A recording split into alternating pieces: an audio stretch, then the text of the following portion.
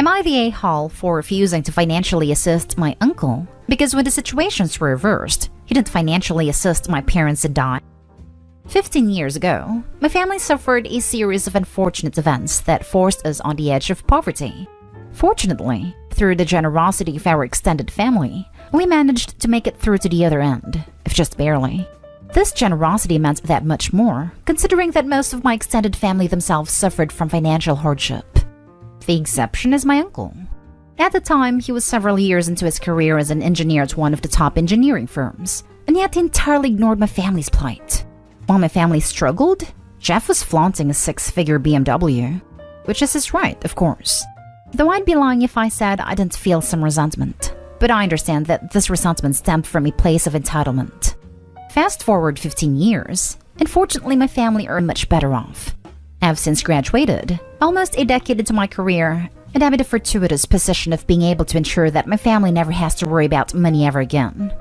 In those same 15 years, my uncle has found his own engineering firm and was wildly successful, until the pandemic forced his business into involuntary administration. The situation is now dire enough that several months ago, my uncle began asking the extended family for financial assistance. But what he needed was beyond what the extended family could provide, though the extended family did do the best that they could.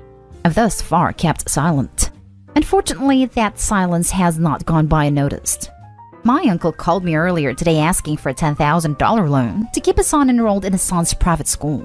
He tried to sell me some sob story about how disruptive it would be to my cousin's development if he would be forced to change schools in his pivotal development period. Frankly, I don't see how any of that is my problem. Had my uncle supported my family when we asked him for it, I would have gone to the moon and back for him, as I have done for the members of my extended family that did help my family. But he didn't, so why should I? Am I the a-hole? Now for the comments. Not the a-hole. I was thinking 2 wrongs don't make a right, and helping him out would be great, until I got to $10,000 loan to keep his son enrolled in his son's private school. So, if it were to keep your uncle off the street or out of the soup kitchen, I'd say help him. But to keep your cousin in an expensive private school? Nope, that's a luxury nobody needs, especially when you're in a financial trouble. His posh school is not your problem. 2 wrongs absolutely make a right. Also, while we're on the topic, I always tell people to take the high road, so that way it will leave more room for me on the low road. Not today, home. A private school is not need to have, it is nice to have. He wouldn't even help you with need to have, so you most definitely do not need to finance his nice to have. Fully agree with this. Not today, home. He's not entitled to give you help, although it would have been nice and kind, but you're not entitled to help either. He wants to save face and keep his son in private school. His kid will be fine in a public school until he gets back on his feet. The fact that he couldn't even offer you guys $100 when you desperately needed it to keep food on the table, he now expects you to give him $10,000? Nuh-uh. God forbid you're in a bad financial situation again, cause I don't see him offering help in the future. Not today, home. We call this karma. Also, $10,000 for private school? If we were in hardship, I would place my child somewhere else. Your uncle sounds entitled. Maybe he should sell his car. Next story is titled, Am I the a-hole for revealing to my wife's family we did purchase our house, but it was inherited from my mother? To start, I want to mention that my wife and my late mother never had a very strong relationship. Yes, they were cordial to each other, but had many disagreements. Mom passed away and left me a 1-story house as my only inheritance. No one lived in it after she renovated it, so it looked fairly new. My wife was happy and excited when we moved in that she posted a video on social media and wrote that the house was bought with our money. I didn't know about her saying that until later. Her aunt was visiting from a distance to see the house my wife told her we purchased. We sat to eat and chat a bit, and her aunt brought up the house's value asking how we could afford to buy it so suddenly. I was confused as my wife went on about putting money we've saved together towards buying it. I asked what she was talking about, and her aunt said my wife told her the house was bought with our money and cost X amount. I corrected her saying this wasn't true, because this house belonged to my mom, and she gave it to me after her passing. I added that no, we're not doing well financially to be able to afford this house. Room went radio silence. My wife's aunt said, "What? I'm sorry, I didn't know that. My wife's cousin side-eyed her and said, so, isn't this mother-in-law the same mother-in-law you hated for years? Shame she's not here, so you can thank her for leaving you this nice house. My wife was stunned at this point and excused herself to the bathroom. She didn't come out till they left. Then she blew up at me asking why I told them the house was inherited from my mom and making her look like a liar in front of them. I redirected a question at her and asked why she told them otherwise. She said there was no harm in showing off our new property and that people will appreciate us more for saying we bought it with our own money instead of inheriting it. I argued that this was wrong and unfair for my mom even if they never got along. She argued that I ruined her joy and humiliated her in front of her family. And because word got out, now everyone knows and will think she's a liar when I could have simply played along, since my mom wouldn't possibly mind it, or cause an issue over it now that she's deceased, so it won't matter to her. I stormed out after arguing with her and refusing to admit I messed up by not being part of the lie. Am I the a-hole? Edit. I didn't know about what my wife was doing up until that dinner. I then discovered a social media post and how many family and friends thought this house was purchased with our own money.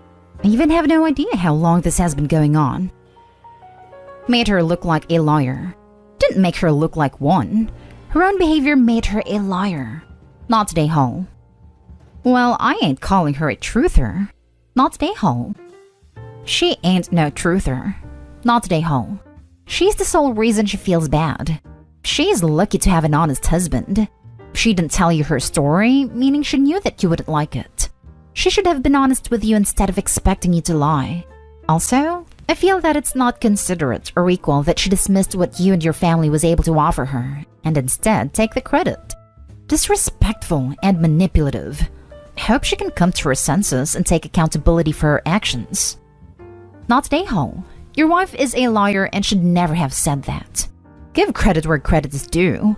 Your mom deserves the credit. Plain and simple. Plus, it sounds like she was bad-mouthing your mom more than you know. The way the aunt said, "Oh, the woman you hated?" Definitely not the a-hole. Not the a-hole. She called you a liar? You were not the one who lied here. You did not know she had made up this act. How could you play along? And why would you? This is completely disrespectful to your mother and her memory. Regardless if they got along or not, you don't have to like someone to be respectful. You did not make her look like a liar or humiliate her. She made herself rightfully look like a liar and humiliated herself. She should not be upset with you at all. She should be upset with herself. She owes you and her family a huge apology. Now for the next story. Am I the a-hole for turning a family vacation home into an Airbnb and charging my cousin to have her wedding there? Some background. My grandparents owned a 4-bedroom lake house with about an acre of land for about 25 years. Through the years, they hosted many family events and people visited often to get a free getaway. Then last year, they wanted to move into a nice old folks home that's basically a resort. And to do that and finance the rest of the years, they sold their main condo and put this up for sale. I bought it at what was a fair rate at the time, and it has since gone up in value about 25% due to the recent housing surge. I just finished with some renovations and officially got it listed on Airbnb as a side hustle. This summer, I've gotten lots of requests from family to visit, and I've said no because it's being renovated. I also told them I intend to use it as an income stream, not a family vacation home. I got some pushback, but held firm. Well, now my cousin just got engaged, and they want to plan a May 2022 wedding on a specific day that has significance to them. This will end up being over Memorial Day weekend. My cousin Jean called me and asked if they could have it at the lake house since there's so much land for an outdoor wedding, and she and her fiancé met there years ago. His family's friends with our family. I told her that I anticipate renting it out that weekend, and that she can have first dibs for the days needed and sent her the link to reserve it. She then realized this would run her close to $6,000 plus deposits and service fees, so really like $8,000. She flipped out, saying that this is a family event at a family house, so I shouldn't charge. She then said it should be like my wedding gift. I told her, "Jean, my wedding was 3 years ago, and you got me a set of knives, which I do like. It's not really fair to say I should basically give you $6,000. She flipped, called me greedy and a terrible family member, then hung up. Since this, my parents, aunt and uncle, and one sister all told me that I was being greedy as well. My brother who helped with the renovations is on my side 100%, And my grandparents told me they'd love to see a wedding there, but said they sold me the house with no conditions, so they won't pressure me. But I've been getting so much flack from a couple of people in my family. Edit. I'm done responding to comments now due to how many I've gotten, but to answer comment questions. In purchasing it from my grandparents, I made it clear that it would no longer be a family home and that I would be using it for an income stream. They knew this before selling. Jean and I are not close. She's one of 13 cousins on that side of the family. We are 7 years apart and see each other probably 1 to 2 times a year at most. Part of my thinking for charging is that I don't want my place to turn into a de facto family spot. It was not cheap. I had to take out mortgage to pay for it. For people not from the US, Memorial Day weekend is probably the most popular weekend for pool parties / lake house rentals, etc. It's literally the most valuable weekend to own a lake house. I told her I'd give her first dibs on it before opening it up to anyone, but it will easily get rented that weekend otherwise. The current price that people have called ridiculous is based off what the surrounding places of this size are going for. Since listing at that rate, it has been getting booked super fast, and I've been encouraged to raise the rate. It is not overpriced for its market at all. What I would charge is actually less than what the average venue would charge for the number of guests she wants. She'd be saving about 40% from what a traditional venue would charge. I would also only charge the normal rate, not the holiday rate that Airbnb told me I should, and would for anyone else. So that is effectively a 30% discount off the bat. Now for the comments. I get why she asked, but she and your whole family, except brother and grandparents, have to remember this isn't a family property anymore. You shelled out cold, hard cash for it and spent more money renovating it. Not the whole. If she wants her wedding there, she has to pay. Maybe there's some sort of discount you could throw her way, but not required, and doesn't sound like she'd even appreciate it. It is no longer a family home. You used your money to purchase and renovate it. You need to make this clear to your family that it is not a vacation home for them to use. For all intents and purposes, it is a venue for those who rent out for party weekends, etc. I agree that you could offer them a discount for that weekend. If you do choose to offer them a discount, I would make sure that it is through the website so that any incidentals are covered / that is insured, not day haul. This is why I think it's always a bad idea to buy what was once family property. The family that doesn't buy it always expects to continue using it. I inherited the 120-year-old family home. It took about 5 years for most of my relatives to stop assuming that they could just show up and stay with me for a week or whatever. Some of them still haven't learned, even after having the door shut in their faces. I'm not my grandmother or her father. I don't do drop-in long-term visitors just because they're family. You're the a-hole. Notice your grandparents try to gently persuade you? You are within your rights legally, but the cost to your familial relationship may be severe. It is interesting that you admit that the date is significant. They didn't intend it to be a holiday weekend, and you admit that they even met there, so it has sentimental connection. You could choose to make money and be viewed as the guy who ruined the family getaway, or you could decide to allow weddings to be held there. Not free annual vacations, just the big events, and be viewed as a generous and beloved family member. The one you prioritize is up to you. Last story. Am I the a-hole for adjusting the budget for gifts for nieces and nephews after my brother gained stepkids? My brother was a single dad to Kai, 10 male, and Ella 8 female since Ella was a baby. I was always a pretty generous aunt because for the most part, really expensive stuff were common interests. Game console, trampoline, go-kart, so they shared and didn't mind. I could also do more small stuff because it was 2 versus a bunch of them. I even secured them a PS5, thanks to a friend when the initial pre-orders went up and it cost me a ton. But it was a joint birthday gift for both. They have September and November birthdays. In October, my brother announced he was engaged and the wedding was 2 weeks away. We found out his wife lived across the country with her kids and was moving in the day before the wedding. It was a big surprise, but what was worse was, apparently, even though I got something for all kids, he was pissed off at me for spending less than I had past years. And he said nothing for months. Then his 6-year-old stepson's birthday was last week, and he confronted me afterward.